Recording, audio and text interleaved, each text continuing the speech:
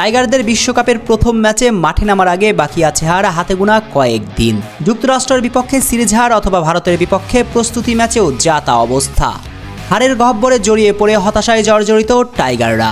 এই হতাশার মাঝেও সংশয়ের কালো মেঘ টাইগার শিবিরে চন্দিকা হাথুরুসিংহে তার প্রথম ম্যাচের একাদশ খুঁজে পেয়েছেন তো। সম্ভবত এবারের বিশ্বকাপে বাংলাদেশই একমাত্র দল যারা বিশ্বকাপের প্রথম ম্যাচে মাঠে নামার দিন কয়েক আগেও একাদশ নিশ্চিত করতে পারেননি।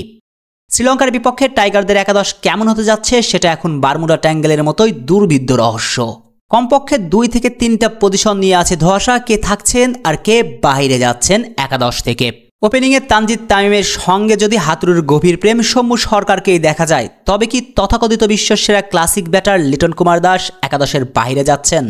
লিচুকে একাদশের বাইরে রাখার সাহসী সিদ্ধান্ত কি নিতে পারবেন হাথুরুসিংহে? এই প্রশ্ন যখন ঘুরপাক খাচ্ছে আপনার মনে, তখন প্রশ্ন আছে আরও একটা, ইনজুরি আক্রান্ত তাসকিনের কি অবস্থা? শ্রীলঙ্কার বিপক্ষে একাদশে বাংলাদেশের সহঅধিনায়ক কি ফিরবেন? তাসকিনের ইনজুরির সর্বশেষ আপডেট অনুযায়ী একাদশে তাসকিনের ফেরার সম্ভাবনা রয়েছে অনেকটাই।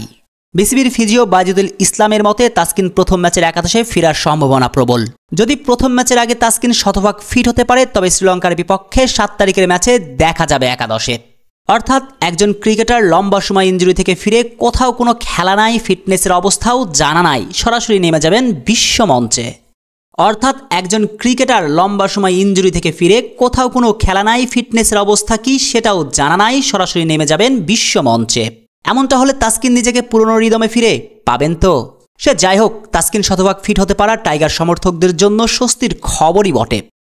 তবে মুদ্রার ওপারে অস্বস্তিও আছে বেশ। বিসিবির ফিজিও বাইজুদুল ইসলাম তাসকিনের ফিরে আসার সুখবরের সঙ্গে একটা মন্দ খবর দিয়েছেন বটে।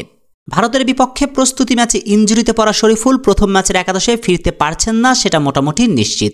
বাইজুদুল ইসলাম বলেছেন শরীফুল এখনও পুরোপুরি ফিট হতে কমপক্ষে 7 থেকে 10 দিন লাগবে। অর্থাৎ শ্রীলঙ্কার বিপক্ষে প্রথম ম্যাচের একাদশে শরীফুলকে পাওয়া যাচ্ছে না।